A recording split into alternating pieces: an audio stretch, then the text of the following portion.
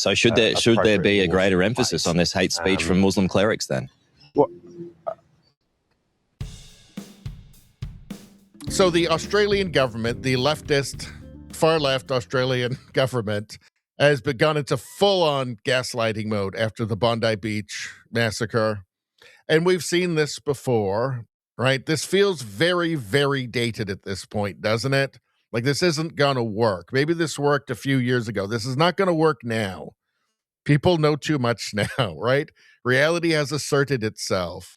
But the Aussie PM, after this massacre, this Islamic massacre, this global intifada that happened at Bondi Beach, is just out spewing the same old nonsense, the same old lies. It's just the same gaslighting. Let's take a look. To follow on Ruben's question, is radical Islam, in your view, the greatest domestic security threat Australia faces? Well, the assessments are that that is one of the issues that we're dealing with. But I want to deal with all of the threats. So that the radical Islam is one of the issues, because they just foiled another plot, right?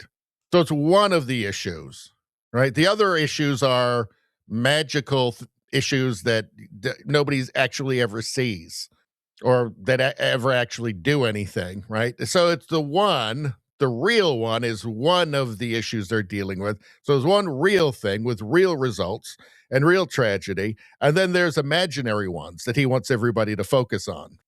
Whether it be extremist perversions of Islam leading to support. But is it a perversion of it? Because it's kind of, the longer this goes on, the more it seems like it's not so much a perversion as it's kind of just what it is. But let's continue. For the ideology promoted by ISIS, whether it be also concerned about the issue of sovereign citizens killing police in Victoria and Queensland. I'm concerned about neo-Nazis thinking it's okay to march down our streets dressed in black, not worrying about their faces being covered. Were they actually everybody that doesn't agree with him is a neo-Nazi, by the way? Right? This is what they've been telling us. I hear this stuff now, and they say far right, blah, blah, blah, neo-Nazi. I just don't believe them. I do not believe them anymore, right? What have they done, by the way? Some people marched down the street, right? Did they do anything else? Anything else that the public at large needs to be worried about? Explicitly promoting that as well. Some of these things are not new. James Salim, national action person, tried to kill Eddie Fundi from the African National Congress when I was a student. I was a candidate. When you were a student, like 50 years ago? Why are you talking about that? Against that reprehensible fascist at Sydney University in 1983. This has been around a long period of time. There are issues have escalated, and we need to take action against all of them. Just the ability to get out there, be so reaching and just so shameless, just with the gaslighting, right? It's amazing. It's amazing that they're still doing this. Like, you would think this would be over now. They'd go, okay, that doesn't work. People don't believe it. Reality is asserting itself. Reality has a better argument. Okay, we're just going to have to just face reality head on. Like, we can't just keep telling these little lies anymore. These silly stories. Let's see. I'm concerned about neo-Nazis thinking it's okay to march down our street dressed in black. I'm sure the victims of the Bondi Beach massacre were relieved that they were just shot, not exposed to fashion choices, which are apparently just as bad. It's shameless, isn't it? Leo Curse, I believe he's on, I think he's often on Lotus Eaters on YouTube as well. It's incredible. This feels kind of anachronistic, right? Like they have to try something new. So here we go. In Australia, they are pushing propaganda on the population, so people think the Bondi Beach massacre was in fact somehow to do with Nazis, and Islamophobia is the main problem. From Basil the Great, let's take a look at this. Shameless. Enough. No more division. No more hate.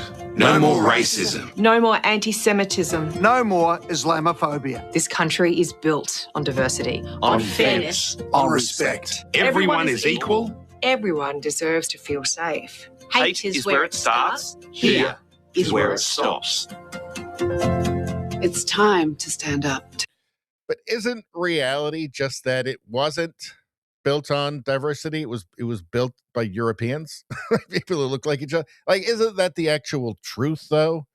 And neo-Nazis have nothing to do with anything. They're obviously not your main threat. They don't seem to be. What are they doing exactly? There's some people that you're saying are that marched. Well, did anybody get hurt? It's so brazen and so insane. How do these people keep getting elected? Truly just mind-boggling. Mind-boggling. Something to do with Nazis and Islamophobia. Now, for something to be a phobia, it would have to be an irrational fear.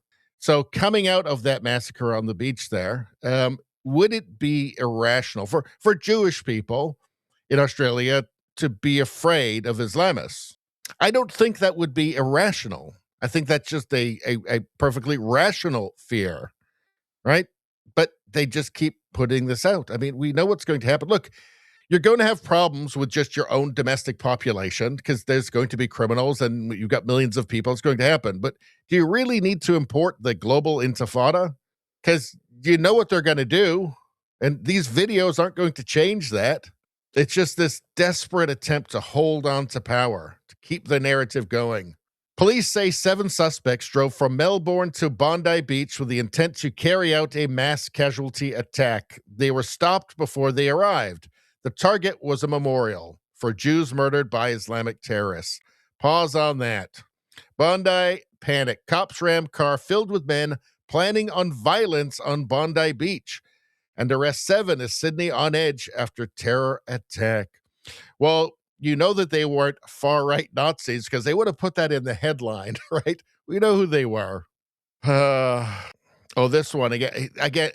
It's just unbelievable. So here from Concerned Citizen, a reporter to Australia Deputy PM Richard Marley. Will there be greater emphasis on shutting down hate speech by Muslim clerics in Sydney? Well, what do you think? What do you think he's got to say?